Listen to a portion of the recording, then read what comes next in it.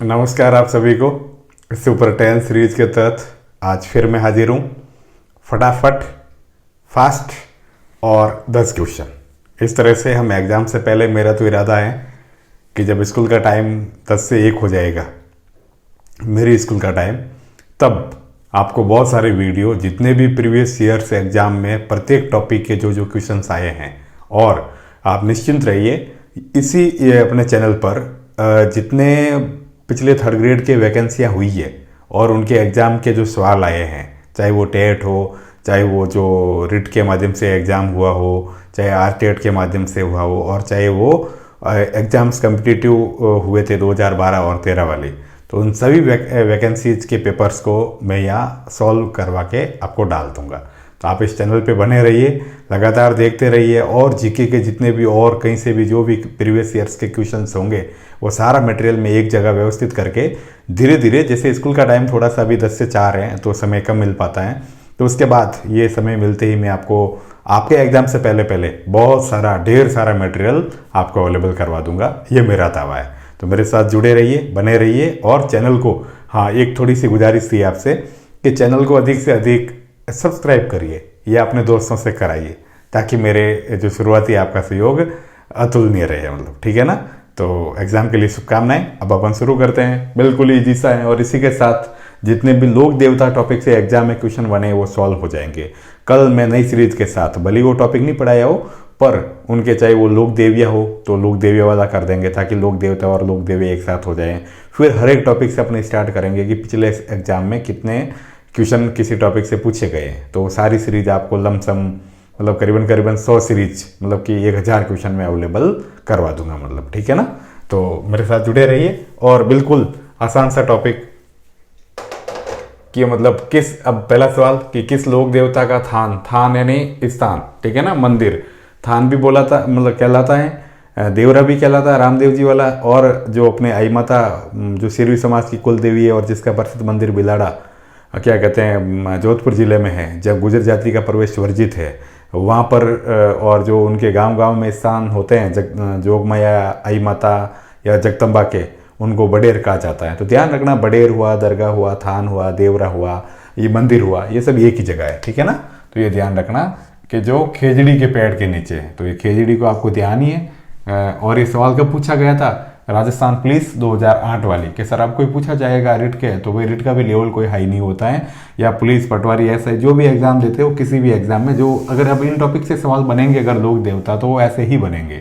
तो ध्यान रखना, ये पहला कौन सा भाई, जो पिछली बार भी पढ़ा था, गोगा जी, मतलब ठीक है ना, ध्यान रखना।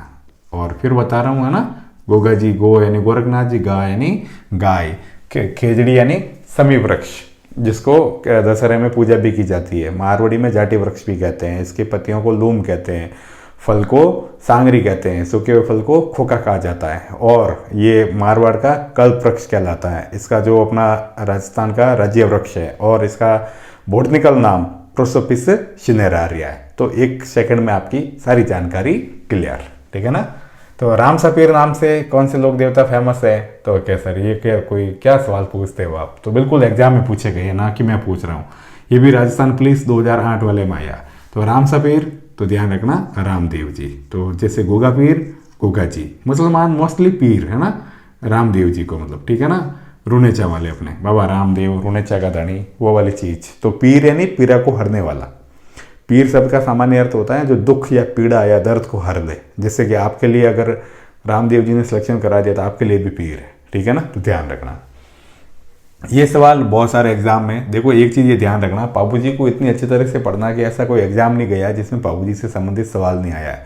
और स्पेशली अगर आप आरएस वगैरह दे रहे हो, और आरएस प्री का आप पेपर उठा के देख लेना, ऐसा कभी कोई एग्जाम नहीं गया जिसमें पापू जी से संबंधित सवाल नहीं आया हो।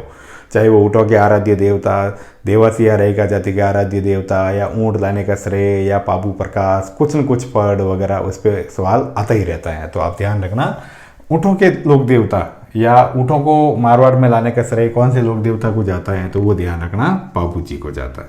और पापू जी के जो स्तुति गायन गाए जाते हैं, मतलब है ना, देवासी समाज के लोगों के द्वारा, वो माठे वाद्य यंत्र पर रात्रि के समय गाए जाते हैं। उनको पडवाड़े या पवाड़े कहते हैं, ठीक है ना।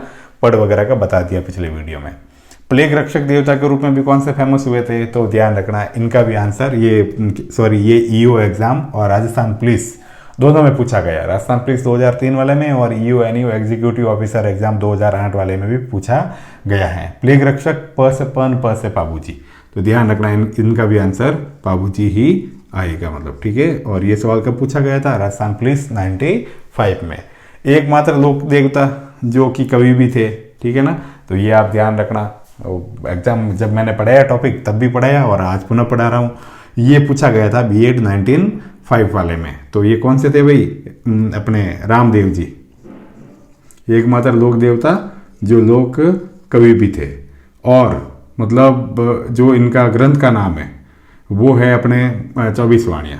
तो ये ध्यान रखना, जो इनके ग्रंथ का नाम है वो 24 वाणियाँ हैं और 24 वाणियाँ ग्रंथ का नाम है। और वो एकमात्र लोक कवि कौन से थे भाई, लोक देवता रामदेव जी थे। बल पाबूजी पर कौन सी किताब लिखी गई थी, तो ध्यान रखना पाबूजी पर जो किताब लिखी गई थी उसका नाम था पाबू प्रकाश। किताब का नाम क्या था भाई, पाबू प्रकाश। और लेखक का नाम क्या था, आसिया मोड़ जी। तो ध्यान रखना पाबू प्रकाश और आसिया मोड़ जी। तो ये भी ध्यान रखना आप लोग कि आसिया मोड़ जी तो इसके लेखक थे, ठीक है, और पाबू प्रकाश किताब का नाम था मतलब। अब अगला सवाल, ये बीएड 1996 के एग्जाम आया था, ठीक है ना, कि बाबूजी पर कौन सी किताब लिखी गई थी, तो बाबूजी पर पाबू प्रकाश किताब लिखी गई थी और आसिया मोड़ जी के द्वारा लिखी गई थी। कि रामदेव जी की माता का क्या नाम था। ये भी टीआरए का जो एग्जाम हुआ था मतलब जो बीएड का एग्जाम हुआ था 2004 में, उसमें ये सवाल पूछा गया था। तो अपने सामान्य सा आंसर है, रामदेव जी की माता का नाम क्या था भाई, मैणा दे। तो ध्यान रखना रामदेव जी की माता का नाम मैणा दे, पत्नी का नाम नैतल, भाई का नाम वीरमदेव, तो इस तरह से, और पिताजी का नाम अजमल दे था। तो आप इस तरह से ये सवाल, इसमें एक ही सवाल में कभी हो सकता है पिता पूछ ले, भाई पूछ ले, बहनों का नाम सुगुणा, मुंह बोली बहन का नाम अपना क्या कहते हैं मतलब डाली बाई, समाधि स्थल राम सरोवर। तो ये सारे क्वेश्चन है वो एक ही टॉपिक में आपके पूरे हो सकते हैं और ऐसे भी सवाल आए हुए, ठीक है ना। अब ये सवाल बिल्कुल आसान, तेजाजी का जन्म स्थल कौन सा है, तो ये टीआरए एग्जाम 1998 में आया था। तो ये आपको ध्यान ही होगा, खड़नाल। कहाँ पे था मतलब, खड़नाल। और ये कहाँ पे पड़ते हैं अभी, नागौर में, ठीक है ना। तो खड़नाल तेजाजी का जन्म स्थल के रूप में प्रसिद्ध है, ठीक है ना, वहाँ पर इनका मंदिर भी है। तो ये ध्यान रखना मतलब, ठीक है ना।